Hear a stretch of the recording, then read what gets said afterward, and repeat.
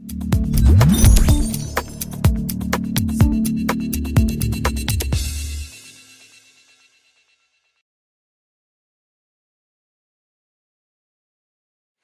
Ramadan, d'abord, c'est le comportement, c'est la tolérance et puis c'est la croyance.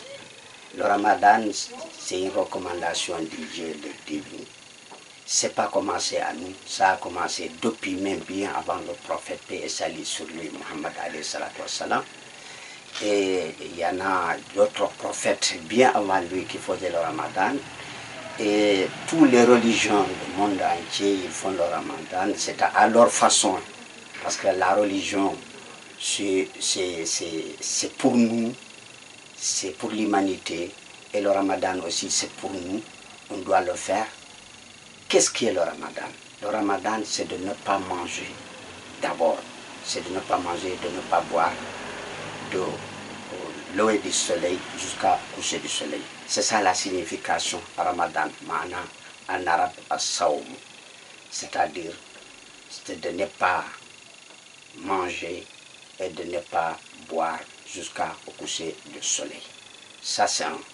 Deuxièmement, d'autres importance aussi le Ramadan, c'est de respect. Il faut respecter les gens, même s'ils ne font pas le Ramadan, tu dois le respecter parce que c'est leur comportement. On peut bien jeûner et avoir des péchés. Parce que être là, tu dis que tu fais le Ramadan et tu ne bois pas, tu ne manges pas, mais tu regardes ce qui tu ne regardes, que tu parles ce qui ne t'intéresse pas, et tu regardes aussi ce que les uns et les autres font. C'est pas ça le Ramadan. Le Ramadan, tu dois te respecter à soi-même et te respecter celui qui est en face de toi, que ce soit un musulman ou pas un musulman. Surtout, tenez bien que le plus important, c'est le comportement. Donc, c'est le mois aussi de béni, c'est le mois de partage.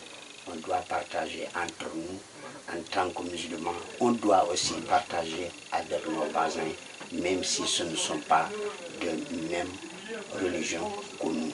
Parce que c'est ça qu'on a trouvé, les recommandations de Dieu en passant par travers le prophète Muhammad alayhi salatu wassalam.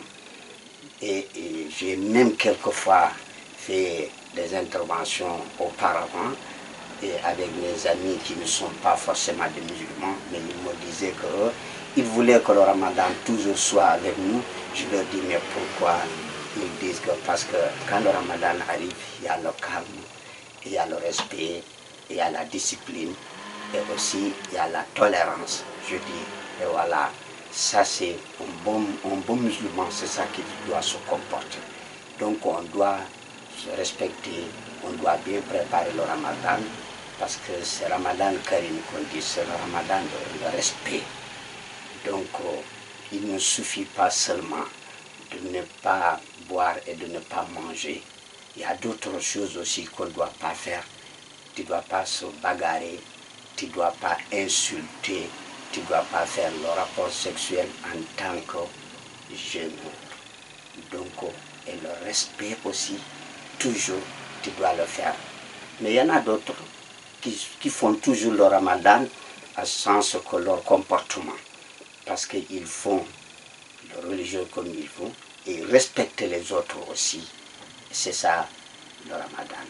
Je pense que et si le Ramadan commence, ça c'est notre chance. Le Ramadan c'est notre chance. Parce qu'on ne doit pas toujours manger, toujours.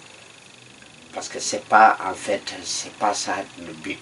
Le but, c'est toujours, c'est de faire spirituellement entraîner ton âme, purifier ton cœur et respecter ce que les autres aussi, ils vivent. Parce que chacun et chacune de nous, le bon Dieu nous a créés, mais différemment. Les autres, ce sont des musulmans, les autres, c'est des chrétiens, les autres aussi, c'est des juifs, mais nous tous, c'est le bon Dieu. C'est l'appellation qui est différente, c'est l'application aussi qui est différente, et aussi, chacun a croit le bon Dieu, ou bien d'autres aussi ne croient pas, mais nous, en tant que musulmans, il faut respecter le ramadan, il y a des conditions. Ces conditions-là, on doit les respecter. C'est quoi les conditions? On doit jeûner en tant que musulman à un certain âge. Il y en a qui disent à partir de 18 ans, d'autres disent même si tu peux le faire à partir de 10 ans, tu n'es pas obligé, mais si tu peux le faire, tu le fais. Ce n'est pas un problème. Mais aussi, quand tu es malade, il y a d'autres façons de le faire. Quoi? Si tu ne peux pas faire le ramadan pendant le mois de ramadan, après le ramadan, si ta santé revient à toi-même, tu as la capacité physiquement et moralement de le faire, tu vas payer les jours que tu n'as pas fait. Si c'est tout le mois aussi, tu n'es pas obligé à le faire si tu ne peux pas le faire. Il faut faire autrement. Autrement, c'est quoi?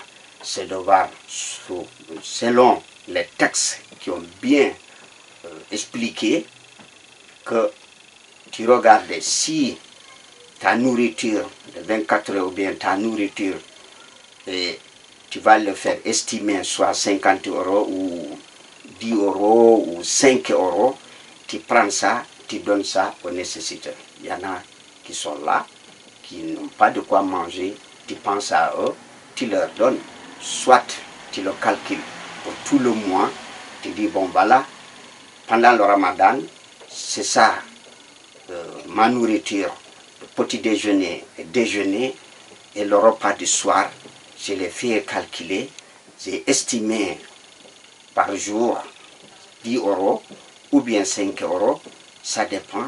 Tu prends ça, tu le calcules une fois, tu l'envoies ça soit en Afrique, soit que ici. L'essentiel, c'est de le donner parce que tu dois le faire. Il y en a d'autres, ils ne peuvent pas le faire parce qu'ils n'ont pas ce moyen financièrement et ils n'ont pas aussi de moyens de faire le ramadan parce que leur santé ne le permet pas. Ces gens-là, ils ne sont pas obligés à le faire. Parce qu'on ne peut pas faire le ramadan à la place d'une autre personne. Sinon, dans une famille, on allait choisir le plus fort de sa santé, physiquement et moralement. On dit, bon, voilà, on le choisit celui qui va le faire. Ce n'est pas comme ça le ramadan. Le ramadan, tu le fais à toi-même. Si tu ne peux pas le faire, tu vas le faire autrement, que ce soit payé après le ramadan, ou bien, comme j'ai déjà expliqué. Et d'autres, il y a des femmes qui sont enceintes. Pendant l'état de grossesse, le ramadan arrive, il y a le vomisme, et il y a de fatiguement. Pour sauver, comment dirais-je, ton enfant, il faut être en bon état de santé.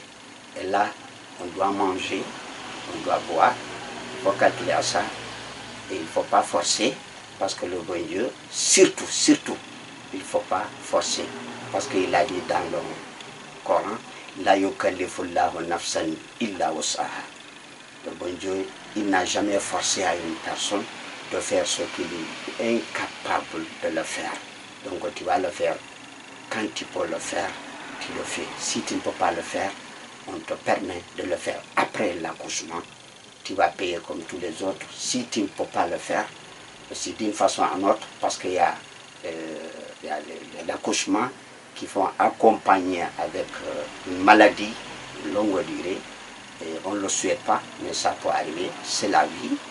Et tout est prévu dans les textes. Et donc, tu vas faire comme je vous ai expliqué, tu vas calculer, si tu as le moyen de le faire, de donner à la place à des nécessiteurs, tu vas calculer ça aussi.